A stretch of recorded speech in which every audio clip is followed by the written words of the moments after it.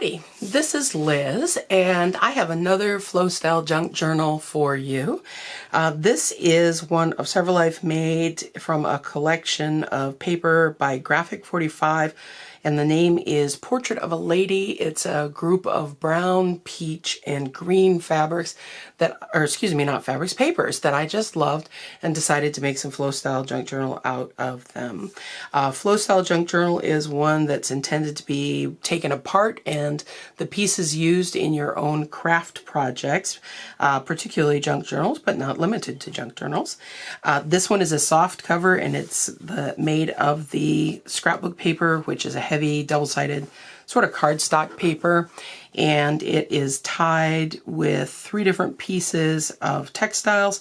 There is a brown wool hand-dyed, hand-made yarn, there's a cotton pearl, and there's a multicolor synthetic in the peach, brown, and green. And this is wrapped around twice, so you actually get quite a bit of these. The cover is made from 12 by 12 scrapbook paper. It's folded in half, so the book is 6 inches on a side, and then folded up here 3 inches so that it is 6 by 9. And this is tied with, or sealed with washi tape, which is removable so that you can take it off and recycle the cover into your own project as well.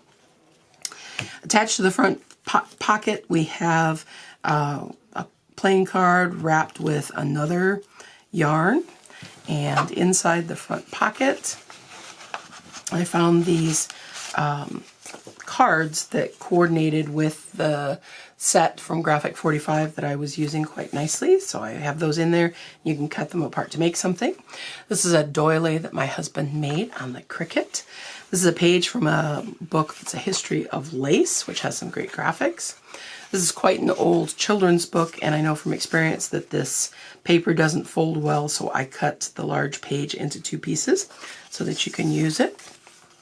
Another page of those cards, and a coordinating scrapbook page. And this is a wonderful old children's book, and here's an illustration from Winnie the Pooh. And actually there are illustrations on both sides. So that is the front pocket. And the first page after that is actually a piece of sheet music from a Gilbert and Sullivan operetta. And if you have issues getting these things in and out of the pockets, you can slide the yarn that's holding the book together a little bit sideways to give yourself some more room. I've had to do that on a number of occasions. All right, and then this is from an old book of receipts, absolutely gorgeous. This is a piece of grid paper and rubber stamp on a piece of paper. This is double-sided scrapbook paper. Again, it's the heavier cardstock. This is a copy of a ledger that I have that starts in 1915. It's from a men's clothing store. These are all the different orders from suits. It's a book from the 1800s called St. Elmo. This is a page from a book called Victoria, which has lovely old pictures in it. This is a European train schedule from the 70s. It's wonderful. This is a page from a Polish book that I have. It's actually a copy of it because I love it too much to cut it up. This is from a Spanish book, which has wonderful age on it. This is another one of those little cards, and this is a coordinate piece from the Portrait of a Lady collection. This is a double-sided scrapbook paper that it's attached to. Again, the heavier cardstock.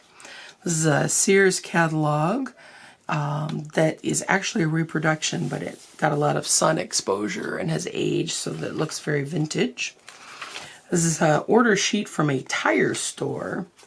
Book on birds, great illustrations. Put in a couple of pages from this old book that's sort of a compendium of knowledge that I think is from the 20s. This is from a book from the 50s. It's a stamp of a vintage timepiece and a double-sided piece of cardstock there. Another double-sided piece of cardstock. A hymnal. And this is a page from a book in French that I have put a doily on and then sprayed with alcohol ink. And then in the center, we have 2 different envelopes that have goodies in them.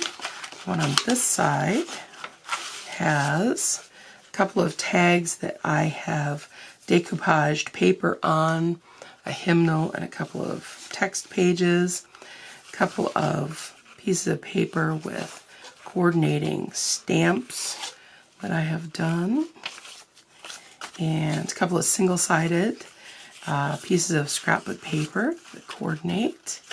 And these are additional pieces of the Graphics 45 scrapbook paper, which is double-sided. The backs have more of a solid color. And then another piece of those cards. And tuck all of these back in the pocket here. The other side is filled with fabric. There are 13 different coordinating fabrics in there. They're 3" by 3" squares. This little guy is sticking out a little bit that you can use for your craft projects. These are mostly the back sides of those pieces of paper. There's also an envelope here which has an assortment of vintage buttons from my mother's button box, including this lovely sort of feature button, which is a sort of dark burgundy. And not all of them are vintage buttons, some of them are new. And then tucked in this corner, there are a couple of pieces of cardstock that I've printed in thread spool artwork onto. And these make great embellished paper clips or tuck spots in your journals. And just put all of those back in there. See if I can do it without spilling any. There we go. And then that is paper clipped on here so they don't escape. All right. The other side of the bird page. Piece of paper with a couple of stamps I've made on it. Another coordinate from the Graphics 45. This is the double-sided cardstock again. Look at Polish train schedule. This is the other side of the Victoria book page. The St. Elmo. There's the bottom of that ledger. Another scrapbook page with a stamped image on it. Lovely little receipts. The back has another playing card with yet a different piece of yarn on it. That one is another multicolored one. The cards, cardstock. This is a wonderful Rococo picture by Fragonard. This is from an old book on teaching people how to do electrics.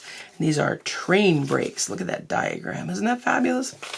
It's a bridge score pad, coordinating piece of cardstock. This is a stamped image that has the names of a bunch of wild plants on it. And again, those cards. And this is from a wonderful book I have on Shaker furniture and how to build it. It's got little diagrams. And that is that. This is one of a number of these, probably 12, that I'm going to make with these coordinates. This is number 3. Thanks for looking. If you're looking for one that is less brown, more peach and green, check to see if there are any others available. These are going to be in my Etsy store. Thanks so much and have a great day.